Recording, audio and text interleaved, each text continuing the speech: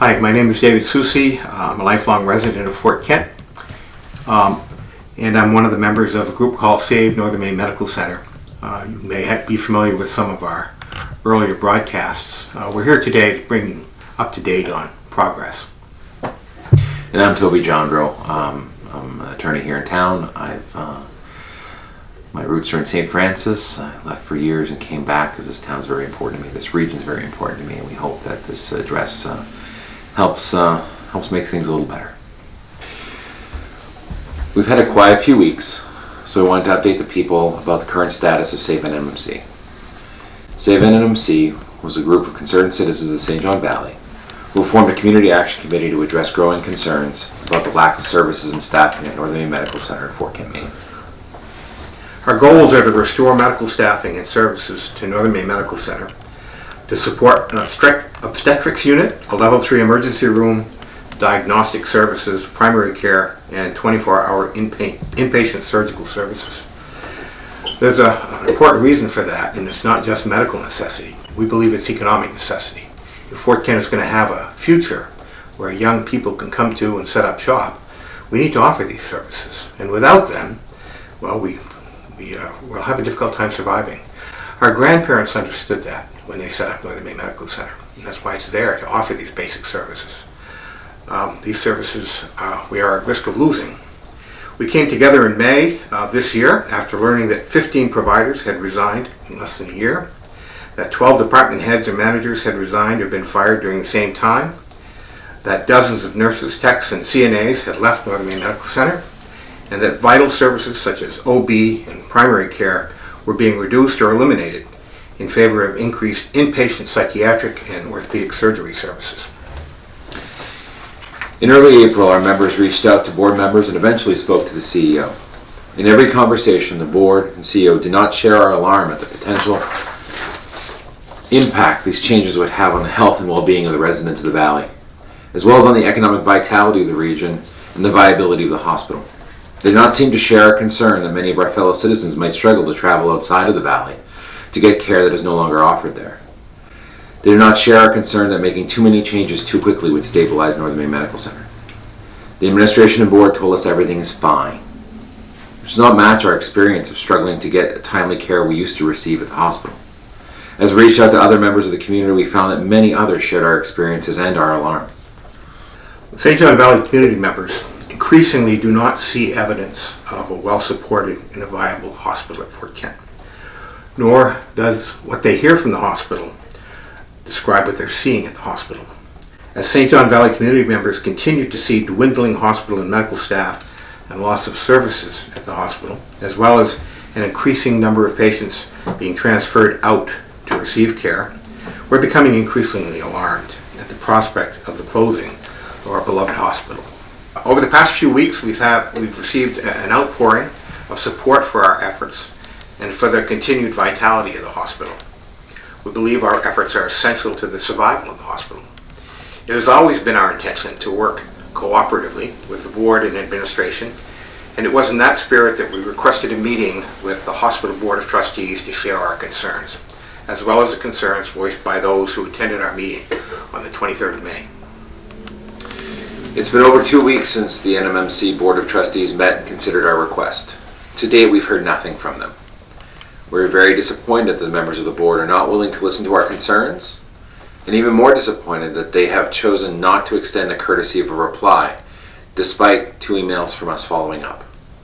The NMMC Board of Trustees are the representatives of this community. That they have not even reached out to so much as decline our invitation is sad and disappointing. We'd hoped to communicate to the board the concerns so many of us share about reduced services, the risk that poses the community, and the holes in the planning of the new or increased services. We'd hoped to point out to them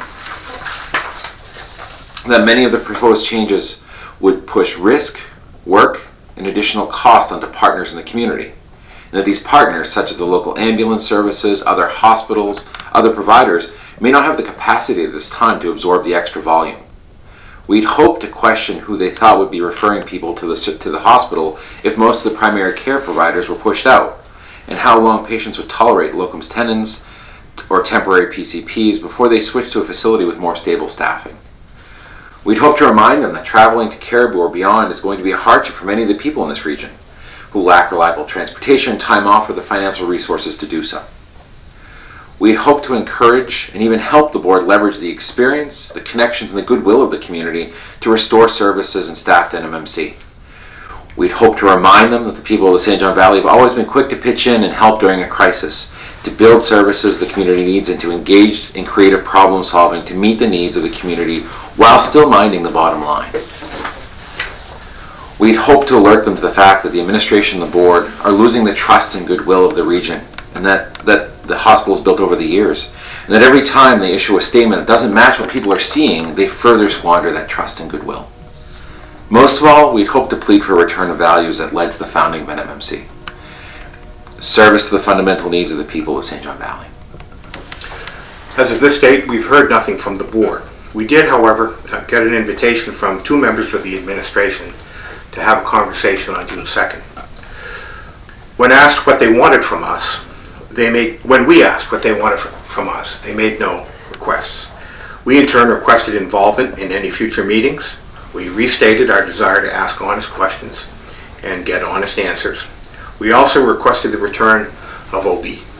The administrators were unwilling to commit to allow us to participate in any future meeting and would not address the issue of OB. Rather than public meetings, they told us that the administration and the Board of Trustees were planning future meetings with influential people by invitation only. This strategy will help control the narrative and insulate the administration and the Board of Trustees from difficult or uncomfortable feedback and questions. We doubt that this strategy will lead to better decision-making, just more comfortable decision-making. By the end of the conversation, a few things were clear. The hospital is in trouble, without a doubt. We all want to save the hospital, and we have advanced our ideas about how this can be done, but we have no counterproposal from the administration, except doubling down on things they have already told us. At this time, we do not see evidence that the NMMC administration values the experience and skills of providers and staff who have historically provided the people of our region with such good care. We do not see evidence that the NMMC administration values the culture and institutional knowledge of its staff. We do not see evidence that NMMC administration understands the relationships people have with providers are important to their care, health, and well-being, and that the relationships are not transferable to a locum tenens. We do not see any evidence the administration is able to fully assess the problems at NMMC or accept the part they played in creating those problems and what actions they can take to address those problems. Instead, their primary strategies have been to double down on the narrative that everything is fine, or in the alternative that this group, Save NMMC, caused all of the problems that NMMC is facing. That point of view completely ignores the history of the massive staffing losses that led to the formation of our group in the first place. In effect, they're blaming the smoke alarm for the fire. So where do we go from here? Well, we'll keep trying, but we can't do it alone. Do you share our goals of restoring and retaining medical staffing and services at the hospital to support an obstetrics unit, maintain a level 3 emergency room, diagnostic services, primary care, and a 24-hour inpatient surgical services? If you do, then we need your help. The narrative the administration is putting out there is that we are a very small group of troublemakers who represent a very small part of the community. We know this isn't true, but unless we can prove otherwise, the administration and board can continue to dismiss the concerns of the community. It's easy to dismiss a couple of spokesmen. It's harder to ignore a crowd. Our region is in crisis. To be effective, we need to address this crisis together. Over the past few weeks, we've received an outpouring of support for our efforts and continued vitality of the hospital. We believe our efforts are essential to the survival of the hospital. Advocacy can be uncomfortable. Speaking up can be uncomfortable.